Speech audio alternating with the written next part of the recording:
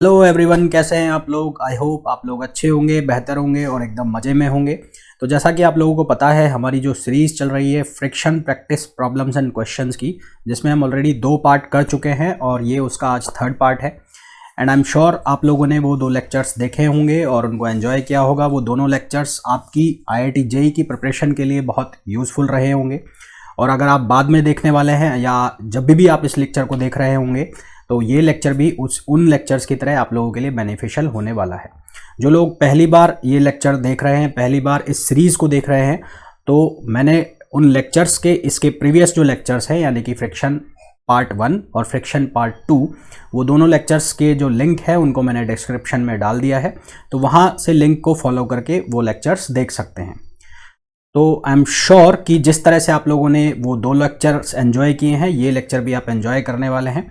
तो बिना time waste किए हुए चलिए स्टार्ट करते हैं आज का लेक्चर। उसके पहले यदि आप चैनल पर नए हैं और आपने अभी तक चैनल को सब्सक्राइब नहीं किया है, तो प्लीज़ चैनल को सब्सक्राइब कीजिए, वीडियो को शेयर कीजिए और लाइक कीजिए। तो चलिए स्टार्ट करते हैं आज का क्वेश्चन में हमें बोला गया है, a trolley of mass m is attached to a block of mass m।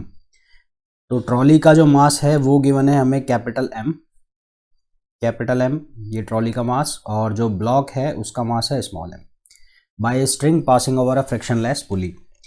Coefficient of friction trolley और सरफेस के बीच का दिया हुआ है म्यू। तो हमें एक्सेलरेशन पूछा है ट्रॉली का एंड द ब्लॉक सिस्टम, तो इसका हमें एक्सेलरेशन पूछा है। तो बहुत ही सिंपल सा क्वेश्चन है ये। तो सबसे पहले तो क्या बना लो, फ्री बॉडी डायग्राम। अच्छा जी, अगर ये सिस्टम नीचे की तरफ चल रहा है पूरा, तो यहाँ पर जो एक्सेलरेशन होगा वो होगा ये, और यहाँ पर जो एक्सेलरेशन होगा वो राइट साइड में होगा। ठीक है, ये एक्सेलरेशन हो गया यहाँ पर, और इधर होगा डाउनवर्ड्स डायरेक्शन में। तो अगर फ्री बॉडी डायग्राम बनाए पहले इस स्मॉल ब्लॉक m का, तो टेंशन जो स्ट्रिंग में आएगी वो किधर की तरफ आएगी, रस्सी में ऊपर की तरफ। इसका वेट किधर की तरफ, नीचे की तरफ, और एक्सेलरेशन किधर, ये। तो ये तो हो गया इसका ब्लॉक का। अब ये जो कार्ट है, इसका अगर फ्री बॉडी डायग्राम बनाते हो, तो कार्ट के लिए फ्री बॉडी डायग्राम बनाओगे, ये इसका मास कैपिटल M। तो इसमें जो फ्रिक्शन आएगा वो किधर की तरफ आएगा, पीछे की तरफ, क्योंकि एक्सेलरेशन किधर है इसका, टुवर्ड्स राइट। टेंशन किधर हो गया, ये हो गया। अब जो सरफेस का फोर्स लगेगा N, वो आएगा ऊपर की तरफ, और इसका खुद का जो वेट जाएगा कैपिटल mg, वो जाएगा नीचे की तरफ।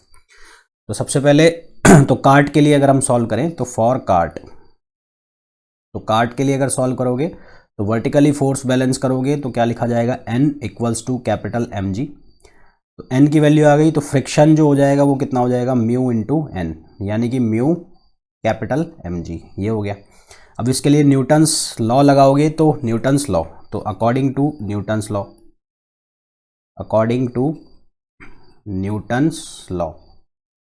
तो न्यूटन्स लॉ लगाओगे तो कैपिटल MA इक्वल्स टू कितना हो जाएगा, T माइनस F बोले तो फ्रिक्शन। तो ये कितना हो जाएगा, T माइनस फ्रिक्शन की वैल्यू कितनी है, म्यू इंटू कैपिटल mg। इसको लिखा हमने इक्वेशन नंबर फर्स्ट। तो ये तो बात हो गई किसकी, कार्ट की। अब हम बना लेंगे किसके लिए, अब बना लेंगे स्मॉल ब्लॉक M के लिए। तो स्मॉल ब्लॉक M के लिए न्यूटन इक्वेशन लगाए तो फॉर स्मॉल ब्लॉक M, तो उसके लिए क्या लिखा जाएगा, MA equals to mg minus T। ये हो गई इक्वेशन सेकंड।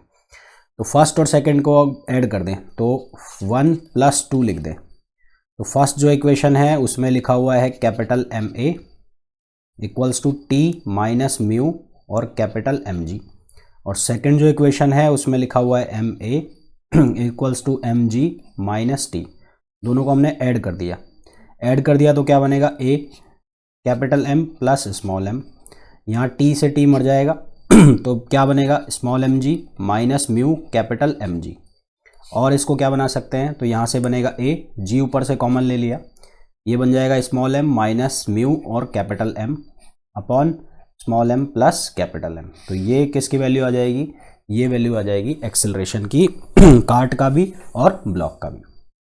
ठीक है, तो सिंपल सा क्वेश्चन था, ऐसा कुछ ज़्यादा इसमें रॉकेट साइंस इसमें लग नहीं रहा था। तो आराम से इस क्वेश्चन को आप सॉल्व कर सकते हो।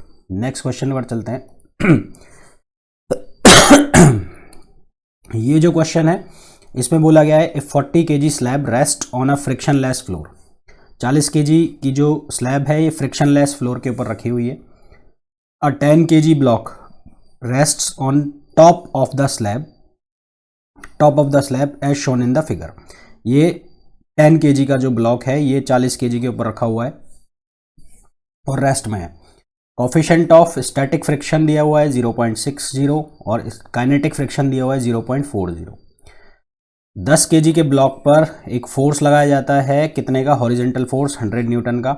जी की वैल्यू हमें लेनी है 9.8, तो हमें रिजल्टेंट एक्सेलरेशन बताना है स्लैब का कि कितना आएगा। ठीक है, तो सबसे पहले मैं इस ब्लॉक की बात कर लेता हूँ। तो फॉर द ब्लॉक, कौन सा ब्लॉक? 10 kg। तो इसके लिए अगर मैं फ्री बॉडी डायग्राम बनाता हूँ तो 100 न्यूटन का जो फोर्स है वो इस डायरेक्शन में जा रहा है, तो इसमें फ्रिक्शन किधर की तरफ लगना चाहिए? पीछे की तरफ लगना चाहिए। ठीक है, इसका जो खुद का वेट है mg नीचे, और रिएक्शन जो ब्लॉक लगाएगा 40 kg वाला उसको मान लेते हैं हम R1 या R मान लेते हैं। तो सबसे पहले तो यहाँ से R जो है वो किसके बराबर हो जाएगा? mg, और m कितना है? 10, और g कितना लेना है हमें? 9.8, तो ये हो जाएगा 98 न्यूटन। ठीक है, R की वैल्यू। तो फ्रिक्शन जो है वो आ जाएगा कितना? Mu n। अब सवाल ये है कि जो म्यू है वो कौन सा वाला ले जाए, क्योंकि हमारे पास दो म्यू हैं। एक म्यू है हमारे पास म्यू s जिसकी वैल्यू गिवन है म्यू 0.6, और एक है म्यू k जिसकी वैल्यू है 0.4। तो हम यहाँ पर कौन सा म्यू लें? तो सबसे पहले हम म्यू s लेंगे, उससे हमें पता लगेगा कि मैक्सिमम जो फ्रिक्शन है इस ब्लॉक पर वो कितना लग सकता है। मैक्सिमम फ्रिक्शन से हमें ये पता लगेगा कि यदि जो फ्रिक्शन फोर्स आ रहा है, मैक्सिमम फ्रिक्शन, वो अगर ज़्यादा हो जाता है किससे? 100 न्यूटन से, तो ये जो ब्लॉक है ये चलेगा ही नहीं, ये इसके ऊपर रखा रहेगा। और इन केस अगर मैक्सिमम फ्रिक्शन की वैल्यू कम आ जाती है तो इस ब्लॉक के अंदर क्या रहेगा? मूवमेंट रहेगा। तो इसका मूवमेंट होगा या नहीं होगा उसका पता करने के लिए हमें मैक्सिमम फ्रिक्शन निकालना पड़ेगा। और मैक्सिमम फ्रिक्शन कब निकालेंगे? जब हम स्टैटिक फ्रिक्शन का यूज़ करेंगे। तो स्टैटिक फ्रिक्शन की वैल्यू कितनी है? 0.6, और n की वैल्यू कितनी है? 9.8। तो इसको जब हम सॉल्व करते हैं तो हमारे पास जो वैल्यू आएगी वो कितनी आएगी? 8, और ये आएगी 58.8। ठीक है, कितनी आएगी? 58.8 न्यूटन। तो जो मैक्सिमम फ्रिक्शन है वो कम है किससे? अप्लाइड फोर्स से। अप्लाइड फोर्स कितना है? 100 न्यूटन का। तो ये जो मैक्सिमम फ्रिक्शन है ये कम है अप्लाइड फोर्स से। इसका मतलब जो ये ब्लॉक रखा हुआ है 10 kg वाला, ये मूव करेगा। किधर की तरफ मूव करेगा? ये राइट साइड में मूव करेगा। ठीक है, तो मैं यहाँ लिख दूंगा कि it means 10 kg block will move towards right side। ठीक है, तो साहब 10 kg वाला जो ब्लॉक है वो जाएगा किधर की तरफ? Right side. तो यहाँ इसका फ्रिक्शन हो गया, ये इस पर 100 न्यूटन का क्या लग गया? फोर्स लग गया। ये इसका मास था 10 kg, और इधर की तरफ इसमें क्या हो गया? एक्सेलरेशन हो गया। ये तो हो गई 10 kg वाले की। हमें एक्सेलरेशन किसका चाहिए? स्लैब का। तो फ्री बॉडी डायग्राम बना लेते हैं स्लैब का। तो free body diagram of slab, तो स्लैब का फ्री बॉडी डायग्राम बनाओगे तो ये स्लैब का फ्री बॉडी डायग्राम बन गया। अब नीचे वाली सरफेस स्मूथ है तो यहाँ पर कोई भी फ्रिक्शन होगा नहीं। अच्छा, उसके बाद क्या करेंगे? यहाँ पर जो फ्रिक्शन है वो आया पीछे की तरफ इधर। ठीक है, जब ये ब्लॉक राइट साइड में मूव कर रहा था तो इस पर अब फ्रिक्शन किधर आएगा? एक्शन का रिएक्शन, न्यूटन्स थर्ड लॉ, ये किधर आएगा? आगे की तरफ। तो यहाँ पर फ्रिक्शन आ गया। तो ये जो 40 kg वाला जो ब्लॉक है ये जो मूव करेगा ये किसकी वजह से करेगा? इस फ्रिक्शन फोर्स की वजह से। तो फ्रिक्शन बराबर किसके हो जाएगा? ma के। तो फ्रिक्शन फोर्स की जो वैल्यू हम देख चुके हैं कितनी है? 58.8। ठीक है, कितनी है? 58.8 न्यूटन। ये नहीं, 58.8 नहीं, वो तो मैक्सिमम फ्रिक्शन था। काइनेटिक फ्रिक्शन चाहिएगा ना, मैं क्योंकि चला रहे हैं, सॉरी, तो इसको हटाओ यहाँ से। तो ये जो फ्रिक्शन है ये फ्रिक्शन कौन सा होना चाहिए? Kinetic friction. ये काइनेटिक ही लेंगे यहाँ पर जब चल रहा है। तो काइनेटिक फ्रिक्शन कितना हो जाएगा? म्यू के इंटू एन, और ये हो जाएगा m कौन से ब्लॉक का? ए ब्लॉक का, यानी कि 40 वाले का, इंटू ए। तो म्यू के की वैल्यू कितनी है? 0.4। n यानी कि r, n का मतलब r जो हमने लास्ट वाले यहाँ पर लिया था, ये वाला r। तो ये जो r है इसकी वैल्यू कितनी थी? 10, और ये जो n आया था हमारे पास r कितना आया था? 98। तो ये हो जाएगा कितना? 98। ma की वैल्यू कितनी है? 40 इंटू ए। तो इसको जब हम सॉल्व करेंगे तो ये कितना हो जाएगा, 2 30 और 36 और 2 38, ये हो जाएगा कितना 38.2, और ये हो गया कितना इधर 40 इंटू ए, तो इसको सॉल्व किया तो ये हो जाएगा 38.2 अपॉन 40, तो ये कितना हो जाएगा 0.98, ठीक है 0.98 मीटर पर सेकंड स्क्वायर। अच्छा, इसमें एक चीज़ ये और है कि इन केस अगर ये फ्रिक्शन फोर्स ज़्यादा आ जाता अप्लाइड फोर्स से, तो ये ब्लॉक मूव नहीं करता, ये ब्लॉक मूव नहीं करता, तो इसका अभी इस केस में क्या होगा, जब ये ब्लॉक मूव कर रहा है दोनों का एक्सेलरेशन अलग अलग होगा, स्लैब का अलग होगा और ऊपर वाले ब्लॉक का अलग होगा। इन केस फ्रिक्शन फोर्स ज़्यादा आ जाता है तो ये मूव नहीं करता, और नहीं करता तो दोनों जो ब्लॉक हैं उनको एक सिस्टम की तरह ट्रीट किया जाता, दोनों का एक्सेलरेशन क्या आता, एक ही आता, ठीक है। चलो साहब नेक्स्ट क्वेश्चन पर चलें। तो ये जो क्वेश्चन है इसमें बोला है in the arrangement shown in the figure coefficient of friction between the two blocks is mu by 2, mu is equals to 1/2, the force of friction acting between the two blocks। तो friction force निकालना है दोनों blocks के बीच में। ये जो force है ये 20 न्यूटन का है ना, ये 2 न्यूटन नहीं है 20 न्यूटन है, तो 20 लिखो, 20 न्यूटन। तो हम मान लेते हैं कि जो सिस्टम है ये 20 न्यूटन है, तो पूरा जो सिस्टम है किधर की तरफ जा रहा है, लेफ्ट में जा रहा है, और इसका एक्सेलरेशन कितना है, a। तो let system is moving towards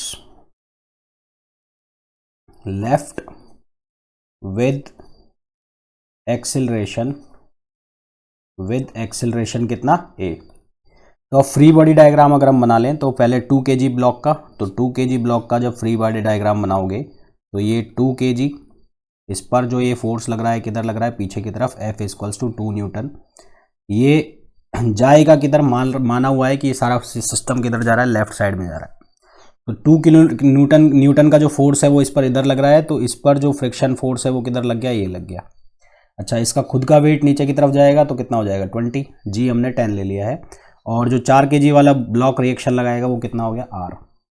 तो इसका फ्रिक्शन हमने मान लिया, दोनों के बीच में जो फ्रिक्शन लगा हुआ है कितना लगा हुआ है, F लगा हुआ है। तो इसके लिए अब हमने न्यूटन सेकंड लॉ से इक्वेशन बना ली। तो फ्रॉम न्यूटन सेकंड लॉ,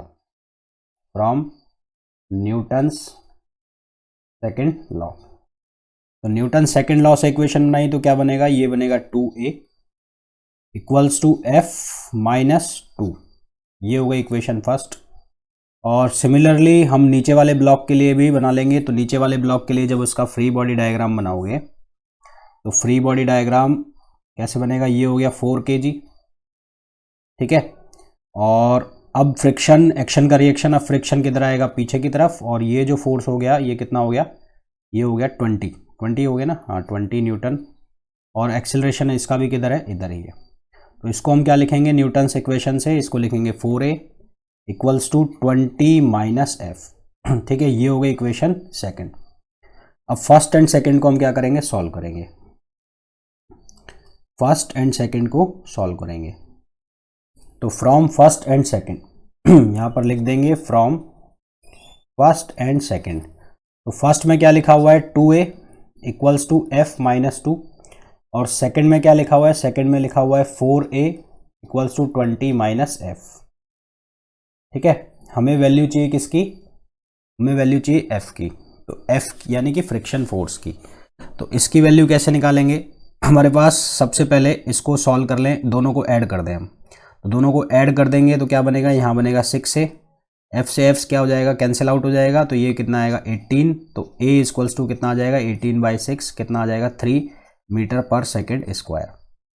अब a की वैल्यू इन दोनों इक्वेशन में किसी में भी सब्सटीट्यूट करें, तो यहाँ से यहाँ कर देते हैं, तो ये कितना आएगा 3 दूनी 6, और ये आ जाएगा F माइनस 2, तो F की वैल्यू कितनी आ जाएगी यहाँ से 8 न्यूटन, यानी कि जो फ्रिक्शन फोर्स है दोनों के बीच में मौजूद होगा वो कितना होगा 8 न्यूटन।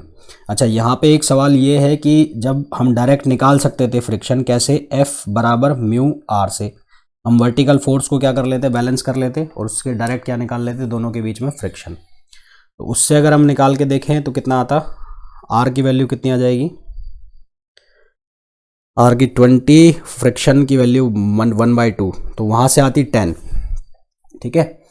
अगर हमसे पूछा जाए कि सवाल ये है कि आपने डायरेक्ट इस पे फ्रिक्शन की वैल्यू क्यों नहीं निकाली, डायरेक्ट का मतलब F equals to mu R से आप डायरेक्ट निकाल तो पा रहे हैं 1/2, और R की वैल्यू कितनी हो गई आपके पास 20 कैसे, यहाँ पर जो आप लिख रहे हो 20 ये, तो ये R के बराबर हो गया। तो यहाँ से आप डायरेक्ट वैल्यू निकाल सक रहे हैं, तो ये कितनी आ रही है 10 आ रही है, 10 न्यूटन। तो ये जो फ्रिक्शन है ये कौन सा फ्रिक्शन है, मैक्सिमम फ्रिक्शन है। ठीक है, ये फ्रिक्शन की कौन सी वैल्यू है, मैक्सिमम फ्रिक्शन की वैल्यू है। और ये जो फ्रिक्शन आया है ये कौन सा आया है, काइनेटिक फ्रिक्शन की वैल्यू आई है। जब काइनेटिक फ्रिक्शन यानी कि जब जो चीज़ चल रही है तो उसके बाद फ्रिक्शन की वैल्यू फाइंड आउट हुई है। तो हमें ऑप्शन में दोनों चीज़ मिलेगी, 8 न्यूटन भी मिलेगा और 10 न्यूटन भी मिलेगा। तो हम कई बच्चे क्या होंगे जब इसको सॉल्व करेंगे तो इसको इस डायरेक्ट ऐसे सॉल्व करने की कोशिश करेंगे तो इसका आंसर लिख देंगे वो कितना 10 न्यूटन, जो कि क्या हो जाएगा, गलत हो जाएगा। 10 न्यूटन जो है वो किस फ्रिक्शन की फोर्स है, मैक्सिमम फ्रिक्शन की फोर्स है, जो कि किस केस में आती है, स्टैटिक फ्रिक्शन के केस में, जब वो चीज़ किस में होती है, रेस्ट में होती है। पर अब वो चीज़ क्या चालू हो गई, चलना चालू हो गई है, यानी कि जो ब्लॉक है दूसरे ब्लॉक पर चलना चालू हो गया, तो इसलिए अब जो फ्रिक्शन लगेगा वो कौन सा लगेगा, काइनेटिक फ्रिक्शन। तो हमारे पास जो इसका राइट आंसर होगा वो कितना होगा, 8 न्यूटन होगा। तो इस चीज़ को आप ध्यान रखिएगा, जब भी आपको ये क्वेश्चन एग्जाम में मिले या इस तरह का क्वेश्चन मिले तो आपको ये चीज़ का खास कंसर्न रखना है, ध्यान रखना है। नेक्स्ट क्वेश्चन पर चलते हैं। ये जो क्वेश्चन है इसमें बोला है how large must F be in the figure shown to give the 700 gram block. 700 gram के ब्लॉक एफ पर मैक्सिमम या लार्जेस्ट एफ फोर्स कितना लगाया जाए। एक्सिलरेशन हमें दिया हुआ है 30 सेंटीमीटर पर सेकेंड स्क्वायर का, और coefficient of friction between all surface, सभी सरफेसेस के बीच में कॉफिशिएंट ऑफ फ्रिक्शन है 0.5 का। फ्री बॉडी डायग्राम बना लें तो फ्री बॉडी डायग्राम 200 ग्राम के ब्लॉक का, तो F B D of upper block, तो अपर ब्लॉक की जब हम फ्री बॉडी डायग्राम बनाएंगे तो क्या बनेगा, इसको मैं कन्वर्ट कर लेता हूँ किसमें, किलोग्राम में। 200 ग्राम में मतलब 0.2 हो गया, तो 0.2 का ब्लॉक ये हो गया, इसका वेट नीचे की तरफ जाएगा, कितना होगा 0.2 इंटू 9.8 यानी कि mg। 700 ग्राम वाला रिएक्शन लगाएगा, उसको लिख दिया मैंने r। जो ये रस्सी है इसको इधर खींचेगी टी टेंशन से, तो इसका एक्सेलरेशन लेफ्ट डायरेक्शन में हो जाएगा।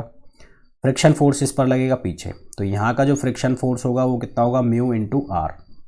आर की वैल्यू कैसे निकालोगे, आर इक्वल्स टू होगा 0.2 इंटू 9.8, तो ये कितना आ जाएगा 19, और तो ये हो जाएगा 1.96, ये आर की वैल्यू हो गई। तो एफ हो जाएगा कितना 0.5 इंटू 1.96, ये वैल्यू हो गई एफ की। एक्सेलरेशन हमें दिया हुआ है तो यहाँ से न्यूटन सेकेंड लॉ लगा के हम एक्सेलरेशन वाली इक्वेशन लिख लेंगे, कितना हो जाएगा 0.2a equals to T minus friction पीछे की तरफ है जिसकी वैल्यू है 0.5 इंटू 1.96, इसको लिखा मैंने इक्वेशन फर्स्ट। ठीक है, अब बात कर लेते हैं नीचे वाले ब्लॉक की, यानी कि 700 ग्राम वाले ब्लॉक की। तो अब क्या लिख देंगे, F B D of lower block. तो लोअर ब्लॉक का आप एफ बी डी लिखोगे तो लोअर ब्लॉक कितने का है, 700 ग्राम का, यानी कि 0.7 किलोग्राम। तो इसका खुद का वेट नीचे की तरफ जाएगा 0.7 इंटू 9.8। अच्छा, ये रिएक्शन लगा रहा था किस पर, 200 ग्राम वाले पर, तो 200 ग्राम वाला भी रिएक्शन लगाएगा नीचे की तरफ, तो ये आर और हो गया। सरफेस इस पर रिएक्शन लगाएगी ऊपर की तरफ, मान लो वो है एन। अब जो फ्रिक्शन है, जब ऊपर वाला ब्लॉक जो है वो चला था लेफ्ट में तो उस पर फ्रिक्शन आया था राइट में, तो न्यूटन्स थर्ड लॉ से एक्शन का रिएक्शन, यानी कि उसका रिएक्शन आएगा पीछे की तरफ, एक फ्रिक्शन रहेगा एफ, जो कि किसके बराबर रहेगा, वो जो बराबर रहेगा म्यू आर के बराबर। और इस सरफेस पर जो फ्रिक्शन आएगा एफ, इसको लिख लेता हूं मैं 1, और ये किसके बराबर होगा, म्यू एन के बराबर। और यहाँ लगा है फोर्स। अच्छा, एक रस्सी की टेंशन होगी, रस्सी की टेंशन हो गई ये टी। ठीक है, और अब एक्सेलरेशन हो गया इसका ये सारे इस पर क्या लगेंगे, ये सारे इस पर लग जाएंगे फोर्सेस। तो सबसे पहले तो एन की वैल्यू हम फाइंड आउट कर लें, तो एन की जो वैल्यू है वो कितनी हो जाएगी, आर प्लस 0.7 इंटू 9.8, तो आर की वैल्यू कितनी थी, आर की वैल्यू थी 0.2 इंटू 9.8 और ये कितना हो गया 0.7 इंटू 9.8, तो यहाँ से कितना बन गया 0.9 इंटू 9.8, ये वैल्यू हो गई n की। तो अब F1 जो है वो कितना हो जाएगा, वो हो जाएगा 0.5 इंटू n यानी कि 0.9 इंटू 9.8। तो अब हम यहाँ पर इक्वेशन लगा लेते हैं। इक्वेशन लगाओगे तो कैसे लगाओगे, MA, तो 0.7A equals to F minus T minus F minus F1, तो 0.7A F minus T minus F1 की वैल्यू कितनी है, F1 ये जो F है, इस F की वैल्यू कितनी है 0.2 इंटू 0.98 माइनस ये कितना हो जाएगा 0.9 इंटू 9.8, ये इक्वेशन हो गई और इसको लिख दिया मैंने सेकंड। एक्सेलरेशन हमें कितना दे रखा है, दोनों केसेस में एक्सेलरेशन हमें दे रखा है 30 सेंटीमीटर पर सेकंड स्क्वायर। तो इक्वेशन फर्स्ट में सबसे पहले हम वैल्यू रख देंगे किसकी, एक्सेलरेशन की। तो फ्रॉम इक्वेशन फर्स्ट में एक्सेलरेशन की वैल्यू रखो, तो ये 0.2a है, तो ये कितना हो जाएगा 0.2 इंटू ए की वैल्यू है 30 सेंटीमीटर में है, उसको मीटर में कन्वर्ट करोगे तो कितना हो जाएगा 0.3, और उसके बाद क्या लिखा हुआ है उसमें t माइनस 0.5 इंटू 9.8, ठीक है 0.5 इंटू 9.8, यहाँ पर 0.5 और लगाना है ना दोनों साइड में, यहाँ पर लगाना है 0.5 और यहाँ पर भी लगाना है 0.5 इंटू 98, तो यहाँ से हमें वैल्यू मिल जाएगी किसकी, t की, जो कि कितनी वैल्यू हो जाएगी 0.2 इंटू 0.3 प्लस 0.5 इंटू 0.98। ये जो वैल्यू आई है t की, इसको हम डाल देंगे इक्वेशन नंबर 2 में, ठीक है। तो फ्रॉम इक्वेशन 2, तो इक्वेशन 2 में जब ये वैल्यू डालोगे तो क्या बनेगा, देखो 0.7 a की वैल्यू कितनी हो जाएगी 0.3 और f माइनस टी, तो f माइनस टी की वैल्यू कितनी है, t की वैल्यू है 0.2 into 0.3 into 0.3 plus 0.5 into 0.5 into कहाँ गया वो, एक मिनट रुको, 1.96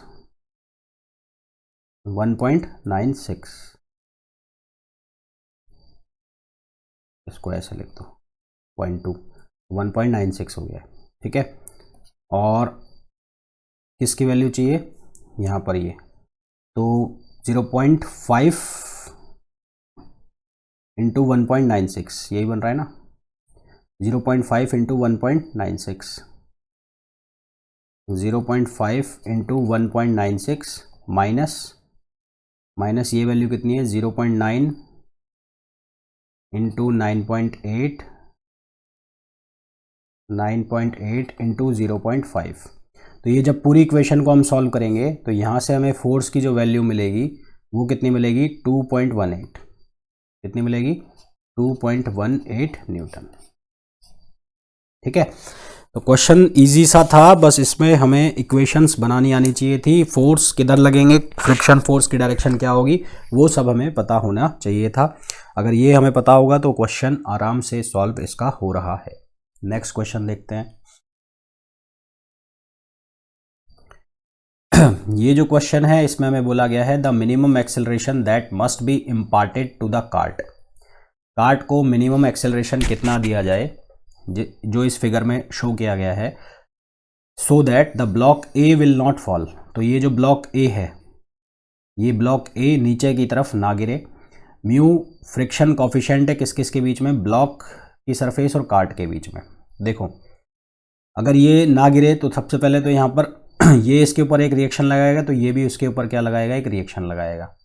तो अगर मैं इस ब्लॉक ए का फ्री बॉडी डायग्राम बना लूँ तो फ्री FBD ऑफ ब्लॉक ए, तो ब्लॉक ए का फ्री बॉडी डायग्राम, ब्लॉक नीचे गिरेगा तो इस तरह से जाएगा, तो फ्रिक्शन इस पर किधर लगेगा, ऊपर की तरफ। नॉर्मल रिएक्शन एक प्रोवाइड कराएगा, कौन कराएगा, ये काट कराएगा, तो ये नॉर्मल रिएक्शन ऐसे आ गई। अब ये भी इसके ऊपर नॉर्मल रिएक्शन लगाएगा। तो अब क्या है कि जो नॉर्मल रिएक्शन है वो किसके बराबर होनी चाहिए, अगर ये काट इसके साथ जुड़ा रहे, कांटेक्ट में रहे, तो वो नॉर्मल रिएक्शन बराबर होनी चाहिए किसके, Ma के। ठीक है, तो टू प्रिवेंट द